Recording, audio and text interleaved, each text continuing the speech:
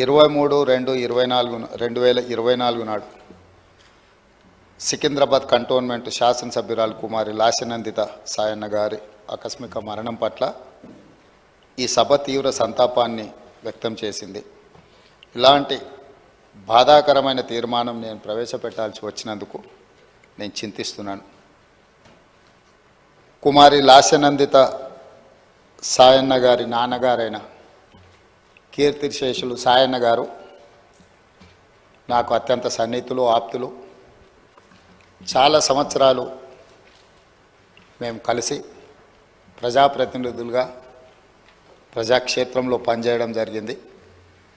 సాయన్న గారు అత్యంత సామాన్యమైన కుటుంబంలో 1951 వల్లభానగర్ నిజామాబాద్ జిల్లాలో జన్మించి కష్టపడి వారు 5 సార్లు శాసనసభ్యుడిగా, ప్రజా జీవితంలో కంటోన్మెంట్ బోర్డు మెంబర్గా, కంటోన్మెంట్ ప్రాంత ప్రజా సమస్యల పరిష్కారంలో వారు ఎనలేని కృషి చేసిండ్రు. వారు సిట్టింగ్ శాసనసభ్యుడిగా ఉన్నప్పుడే ప్రజా జీవితంలోనే వారు మరణించడం జరిగింది. కుమారి లాస్యనందిత కూడా ప్రజా జీవితంలోకి వచ్చి కష్టపడి పనిచేయాలన్న ఆలోచనతోటి వారు ప్రజా జీవితంలోకి వచ్చారు. 5 సార్లు శాసనసభ్యుడిగా సాయన్న గారు చేసిన ఎనలేని సేవలను దృష్టిలో పెట్టుకొని వారి వారసురాలుగా లాస్యనందితను కంటోన్మెంట్ ప్రజలు వారిని ఎన్నుకోవడం జరిగింది.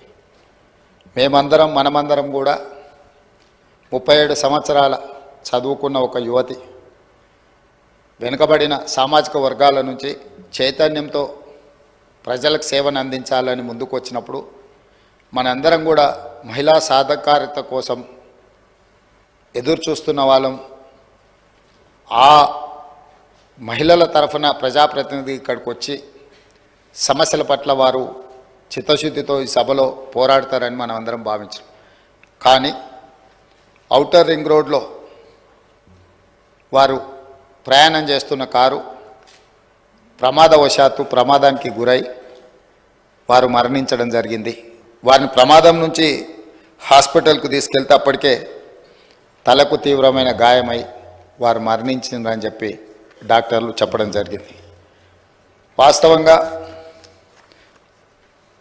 ఆ కుటుంబము ప్రజలతో ఉన్న సత్సంబంధాలు కంటోన్మెంట్ ప్రాంతంలోనే కాకుండా జిహెచ్ఎంసి పరిధిలో ఎవరిని అడిగినా కూడా ఆ కుటుంబం యొక్క ప్రజలతోనే ఉన్న సత్సంబంధాలు, ప్రజా సమస్యల మీద వారు చేసిన ప్రయత్నాలు ఎవరైనా చెప్తారు. నేను పార్లమెంట్ సభ్యుడిగా డిఫెన్స్ కమిటీ మెంబర్గా ఉన్నప్పుడు సాయన్న గారు ఎన్నోసార్లు కంటోన్మెంట్ బోర్డు సమావేశాలలో ప్రస్తావించేవారు. ఎందుకు అనంటే వారు ఎమ్మెల్యేగా, నేను ఎంపీగా ఈ సమస్యల్ని పరిష్కరిస్తే ఆ కంటోన్మెంట్ ప్రాంత ప్రజలకు న్యాయం జరుగుతుంది, మేలు జరుగుతుందని చెప్పి వారు పరితపించారు. కానీ దురదృష్టవశాత్తు ఎలివేటెడ్ కారిడార్ల అనుమతి, అదేవిధంగా కంటోన్మెంట్ ప్రాంతాన్ని జిహెచ్ఎంసీలో కలపడానికి అనుమతి వచ్చే సమయానికి వారు లేరు.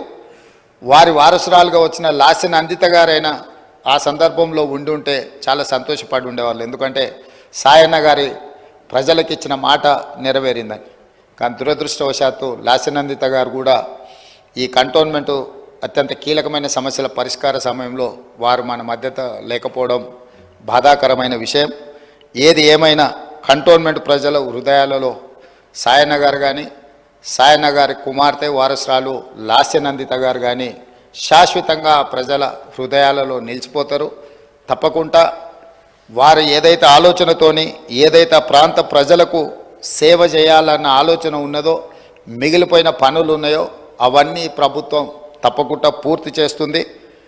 వారిని చిరస్థాయిగా గుర్తుపెట్టుకునే విధంగా ఈ ప్రభుత్వం ఆ పనులను ముందుకు తీసుకువెళ్తుంది. అందుకే అధ్యక్ష, ఆమె మృతి పట్ల ప్రగాఢ సంతాపాన్ని నేను ప్రకటిస్తున్నాను. శోకార్తులైన వారి కుటుంబానికి ప్రగాఢ సానుభూతిని తెలియజేస్తూ ఈ తీర్మానాన్ని ప్రవేశపెట్టడం జరిగింది. అధ్యక్ష, ధన్యవాదాలు. Please do subscribe to Please do subscribe to Please do subscribe to Please do subscribe to Please do subscribe to Please do subscribe to KTV Telugu. KTV Telugu. KTV Telugu. KTV Telugu. KTV Telugu. KTV Telugu. Please do subscribe to KTV Telugu.